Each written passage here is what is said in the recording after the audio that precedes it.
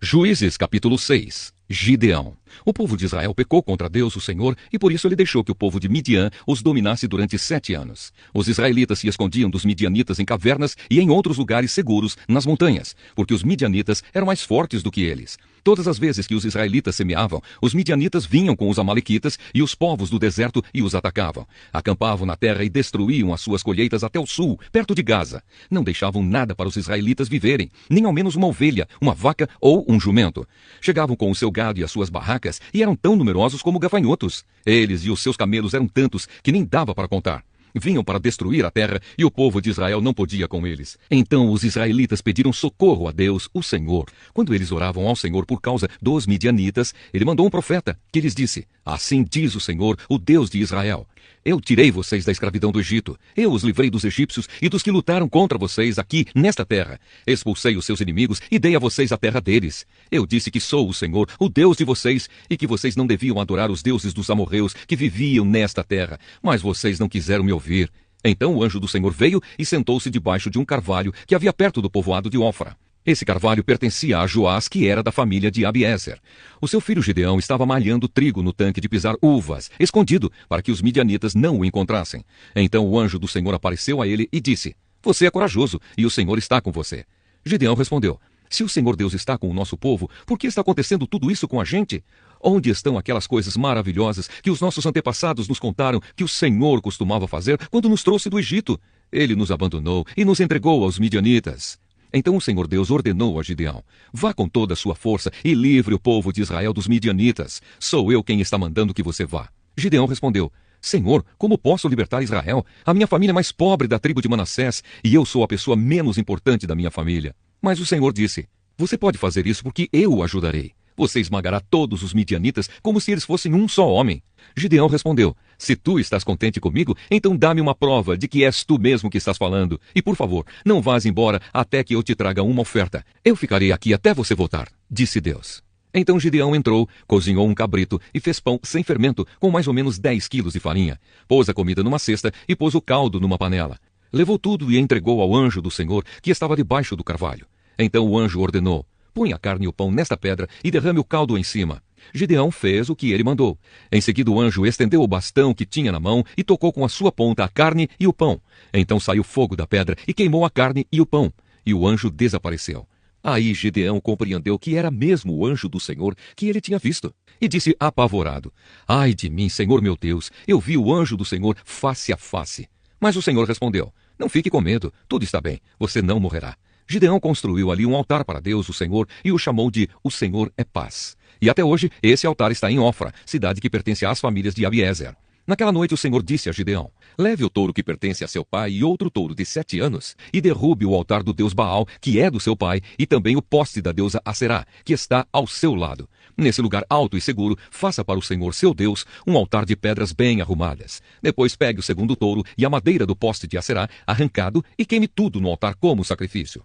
Gideão levou 10 dos seus empregados e fez o que o Senhor tinha dito. Porém, como estava com medo da sua família e do povo da cidade, em vez de fazer isso de dia, fez de noite. De madrugada, quando os homens da cidade se levantaram, acharam o altar de Baal e o poste da deusa Aserá derrubados, e o segundo touro queimado no altar que tinha sido construído ali. E perguntavam: Quem será que fez isso? Procuraram saber e descobriram que tinha sido Gideão, filho de Joás. Então disseram a Joás: Traga o seu filho aqui para ser morto, porque ele derrubou o altar de Baal e o poste da deusa Aserá. Mas Joás disse a todos os que estavam ali reunidos contra ele: Vocês estão defendendo Baal? Quem o defender será morto antes do amanhecer. Se Baal é Deus, que ele mesmo se defenda. O altar dele é que foi derrubado. Daquele dia em diante, Gideão passou a ser chamado de Jeru-Baal, pois Joás tinha dito que Baal mesmo se defenda. O altar dele é que foi derrubado. Então todos os midianitas, os amalequitas e os povos do deserto se juntaram e atravessaram o rio Jordão e acamparam no vale de Jezreel. E o Espírito do Senhor dominou Gideão. Ele tocou uma corneta feita de chifre de carneiro e os homens do grupo de famílias de Abiezer foram juntar-se a ele. Gideão enviou também mensageiros para chamar os homens das tribos de Manassés, de Asser, de Zebulon e de Naphtali. E eles também foram se juntar a ele. Então Gideão disse: Ó Deus, tu disseste que queres me usar para libertar o povo de Israel. Pois bem, vou pôr um pouco de lã no lugar onde malhamos o trigo. Se de manhã o orvalho tiver molhado somente a lã e o chão em volta dela estiver seco, então poderei ficar certo de que tu realmente me usarás para libertar Israel. O que ele disse aconteceu. Na manhã seguinte, Gideão se levantou, espremeu a lã, e dela saiu água que deu para encher uma tigela. Então ele pediu a Deus: não fiques zangado comigo, mas deixa que eu fale só mais uma vez. Deixa, por favor, que eu faça mais uma prova com a lã, que desta vez a lã fique seca e que haja orvalho somente no chão, em volta dela. E Deus fez isso naquela noite. A lã ficou seca e o chão em volta ficou coberto de orvalho. Atos dos Apóstolos, capítulo 10.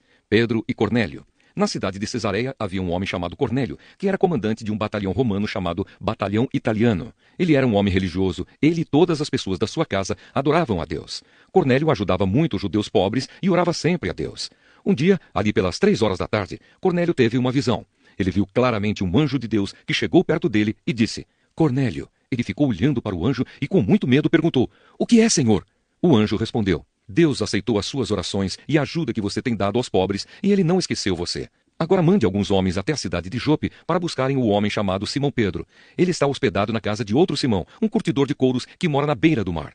Quando o anjo foi embora, Cornélio imediatamente chamou 2 empregados e um soldado que estava a seu serviço e que era um homem religioso. Cornélio contou a eles tudo o que havia acontecido e mandou que fossem a Jope. No dia seguinte, ao meio-dia, Pedro subiu ao terraço para orar. Enquanto isso, os homens vinham pelo caminho já perto de Jope. Pedro ficou com fome e quis comer alguma coisa.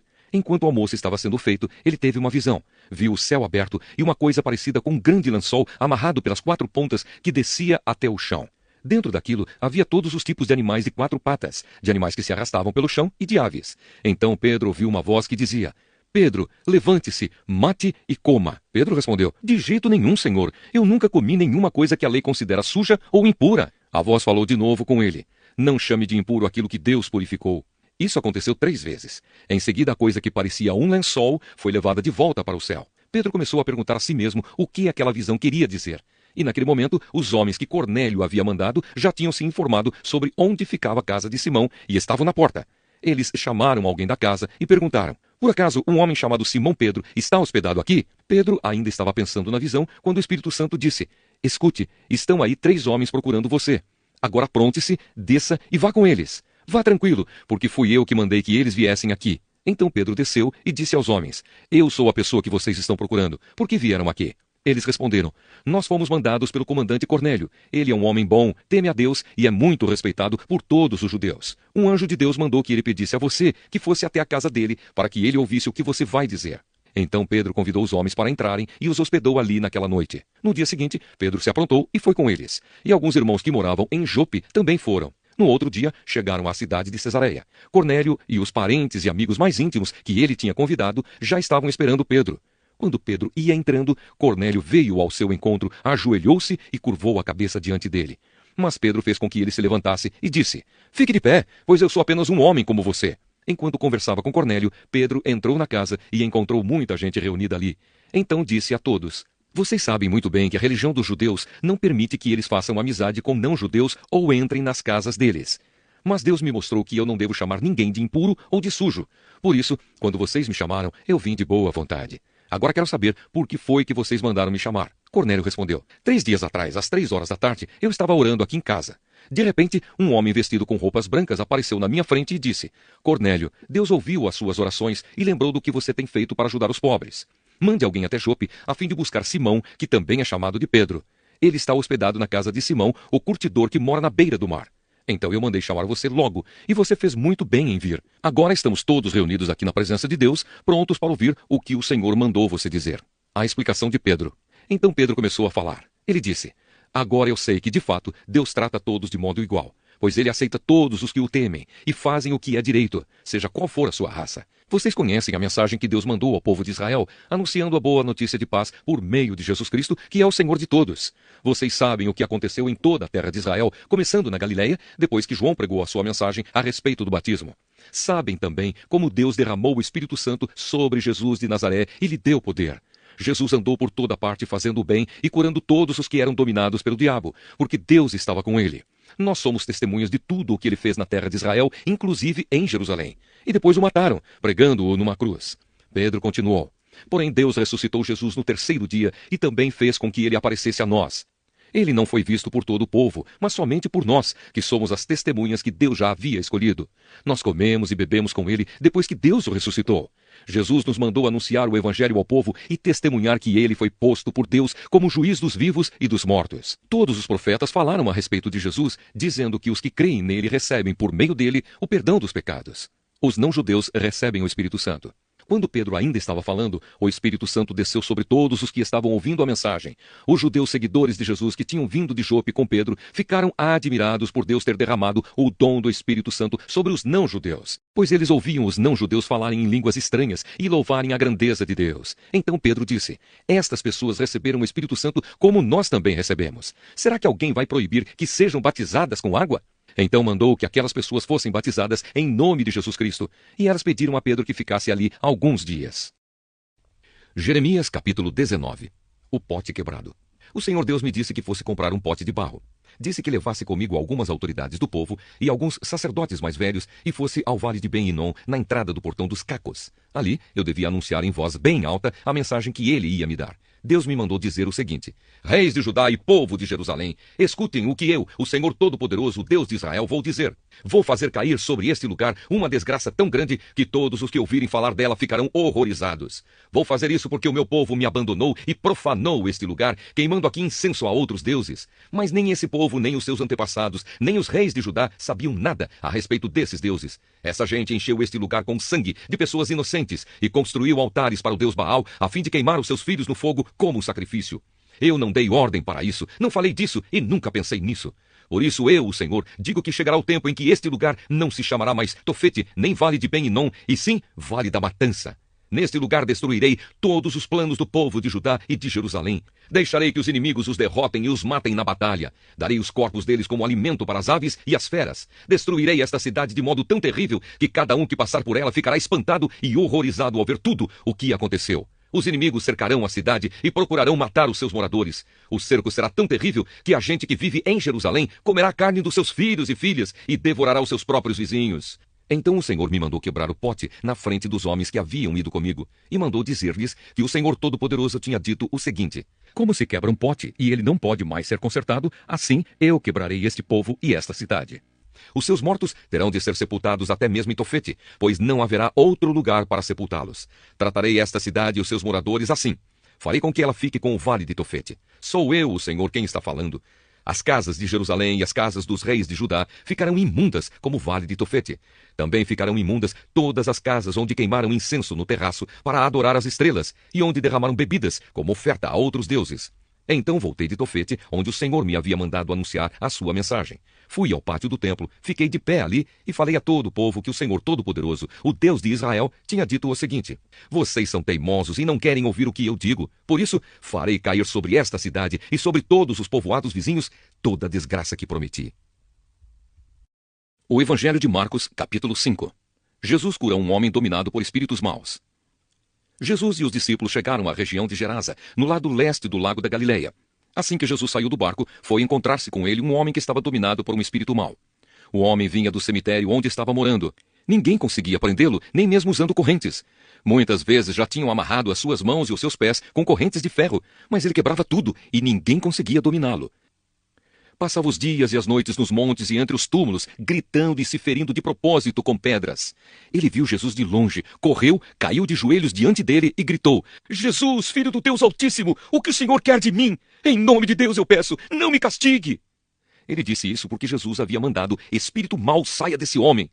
Jesus perguntou: como é que você se chama?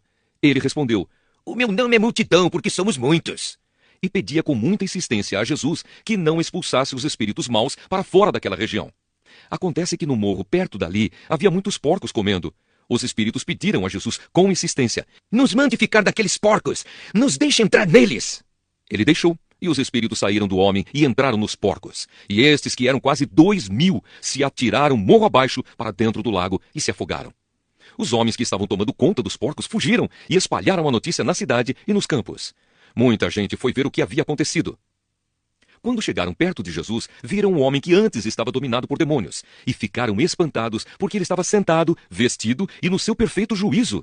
Os que tinham visto tudo aquilo lhe contaram o que havia acontecido com o homem e com os porcos. Então começaram a pedir com insistência a Jesus que saísse da terra deles. Quando ele estava entrando no barco, o homem curado pediu com insistência: "Me deixe ir com o Senhor." Mas Jesus não deixou e disse: "Volte para casa e conte aos seus parentes o que o Senhor lhe fez e como ele foi bom para você." Então ele foi embora e contava na região das 10 cidades o que Jesus tinha feito por ele, e todos ficavam admirados. O pedido de Jairo. Jesus voltou para o lado oeste do lago e muitas pessoas foram se encontrar com ele na praia. Um homem chamado Jairo, chefe da sinagoga, foi e se jogou aos pés de Jesus, pedindo com muita insistência: "A minha filha está morrendo. Venha comigo e põe as mãos sobre ela para que sare e viva." E Jesus foi com ele. Uma grande multidão foi junto e o apertava de todos os lados. Jesus e a mulher doente. Chegou ali uma mulher que fazia 12 anos que estava com uma hemorragia. Havia gastado tudo o que tinha, tratando-se com muitos médicos. Estes a fizeram sofrer muito, mas, em vez de melhorar, ela havia piorado cada vez mais. Ela havia escutado falar de Jesus, então entrou no meio da multidão e, chegando por trás dele, tocou na sua capa, pois pensava assim: "Se eu apenas tocar na capa dele, ficarei curada." Logo o sangue parou de escorrer e ela teve certeza de que estava curada. No mesmo instante, Jesus sentiu que dele havia saído o poder. Então virou-se no meio da multidão e perguntou: "Quem foi que tocou na minha capa?" Os discípulos responderam: "O Senhor está vendo como esta gente o está apertando de todos os lados e ainda pergunta isso?" Mas Jesus ficou olhando em volta para ver quem tinha feito aquilo. Então a mulher, sabendo o que lhe havia acontecido, atirou-se aos pés dele, tremendo de medo, e contou tudo. E Jesus disse: "Minha filha, você sarou porque teve fé. Vá em paz, você está livre do seu sofrimento." Jesus e a filha de Jairo. Jesus ainda estava falando quando chegaram alguns empregados da casa de Jairo e disseram: "Seu Jairo, a menina já morreu, não aborreça mais o mestre." Mas Jesus não se importou com a notícia e disse a Jairo: "Não tenha medo, tenha fé." Jesus deixou que fossem com ele Pedro e os irmãos Tiago e João, e ninguém mais. Quando entraram na casa de Jairo, Jesus encontrou ali uma confusão geral, com todos chorando alto e gritando. Então ele disse: "Por que tanto choro e tanta confusão? A menina não morreu, ela está dormindo." Então eles começaram a caçoar dele. Mas Jesus mandou que todos saíssem, e junto com os 3 discípulos e os pais da menina, entrou no quarto onde ela estava, pegou-a pela mão e disse: "Talitá cumi." Isto quer dizer: "Menina, eu digo a você, levante-se." No mesmo instante, a menina, que tinha 12 anos, levantou-se e começou a andar. E todos ficaram muito admirados. Então Jesus ordenou que de jeito nenhum espalhassem a notícia dessa cura, e mandou que dessem comida à menina.